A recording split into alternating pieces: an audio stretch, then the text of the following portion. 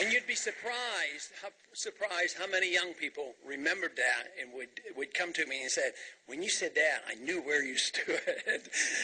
And then several others would also mention in the foreign policy area that they sort of had a light bulb go on when I would talk about, and so many of you have talked about, and you understand this argument, and that is, why don't we, what would it be like if somebody else treated us like we treat them? And that is, and I use the example, what if another country looked different than us, and they were stronger economically and militarily? It's like the Chinese, and they have a different language, they have different religions, they have different political values, but they might want our oil in the Gulf of Mexico. I said, what if they came and put bases on, in our country? How would we react? Now that registered with a lot of people, and they could see it. Well, I don't think we would like that. Of course we wouldn't like it, but it would unify this country, and I bet you everybody would believe in the Second Amendment once again. If the Chinese, somebody invaded us like that. But it was a real attention getter, and it has given me tremendous opportunity. There's a lot in the book about foreign policy. I would say in the 70s I concentrated much more on economic policy and monetary policy. Ever since first day I went to Congress, I've always been on banking, or what is called now the financial services, and to deal with the monetary issue. And now I am a ranking member on the Domestic Monetary Policy Subcommittee. And surprisingly enough, I get along with Democrats probably a little bit better than I get along with the Republicans. So I'm in a good position. But one thing that I certainly wouldn't hold my breath for is holding my breath and say, as soon as the Republicans take over the Congress, I'll get to be a subcommittee chairman. Not going to happen. Two reasons. It's not going to happen soon that the Republicans are ever going to take over. And besides, they might change their attitude about me being a ranking member or whatever. But anyway, it gives me a chance. That position offers me a little more time when Bernanke comes before the committee, and I'm also on Joint Economic Committee, and he and the Secretary of the Treasury frequently comes before that committee, so that gives me a little more activity.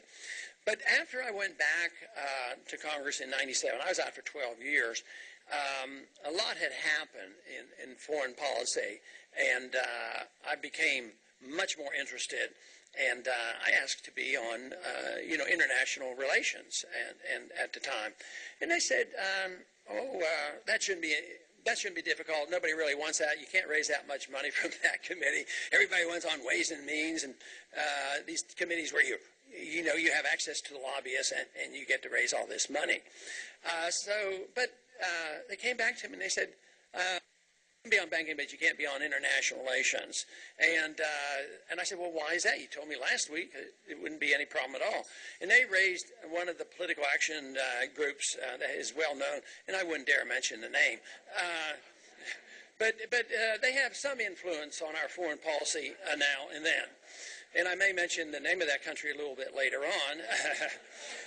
But anyway, they literally admitted that I was blackballed. But I persisted, and 2 or 4 years later, I finally I did get on that committee, and I certainly took it very seriously because I was there when the resolution came up in 2002, dealing with the authority to go to war. But before that occurred, something happened in 1998, which is a very important event. And generally ignored, and not too many people talk about it, and that was the Iraq Liberation Act of 1998. And I found out about it, that it was going to be on the floor very late, and it's under suspension. Suspension, no controversies. The leadership in both parties love it, endorse it, and that's it. But there's a neat little rule that's still on the books that if both parties are trying to railroad something through on suspension, and if you as an independent, they protect the minority, if you as one individual say, look, it's only fair that my position in opposition to this, I get time in opposition. So there was 20 minutes on each side. And so everybody else, of course, was for that, which literally was endorsing the principle that we would get rid of Saddam Hussein, regime change. And so I took the 20 minutes in opposition. So I thought that wasn't all that bad. The rest of the Congress had 20 minutes, and I had 20 minutes to argue our case. But at that time, I said, this is literally an act of war. I mean, you're preparing to go to war. But that wasn't under Bush, and that was under Clinton, and that proves our point so often that there's not that much difference between the parties when it comes.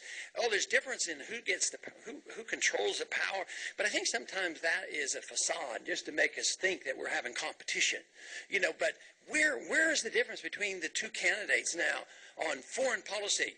I mean, they totally ignore domestic policy. Do you think one of them has the least question about the Federal Reserve? Do you think they have the least desire to cut spending enough to get rid of the income tax? I mean, domestic policy, monetary policy, foreign policy, all of this, all exactly the same.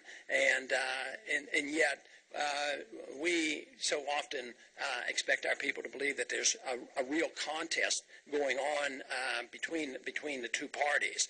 But by the time that march to war came in year 2002, in that one book that I put my speeches together, and somebody says, "Boy, this is a great book.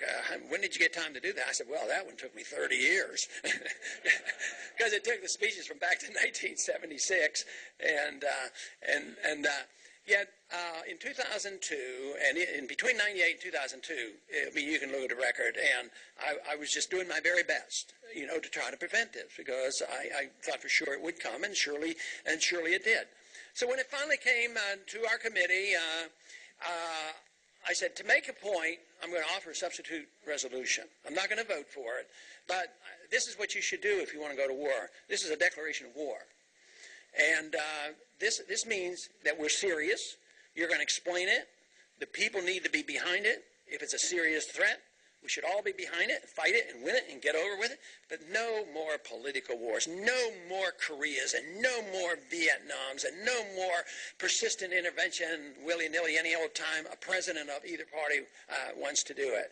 And boy, I'll tell you what, there was pretty loud shouting and innuendos there. I mean, the chairman of the committee immediately said, "Ron," and he didn't use my name, right? "Congressman Paul, we know you're the champion of the Constitution, all this, but don't you know that part of the Constitution is anachronistic?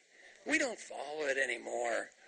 And then the Democratic side said, "Oh, I don't know why you bring this up. This is frivolous to bring this up."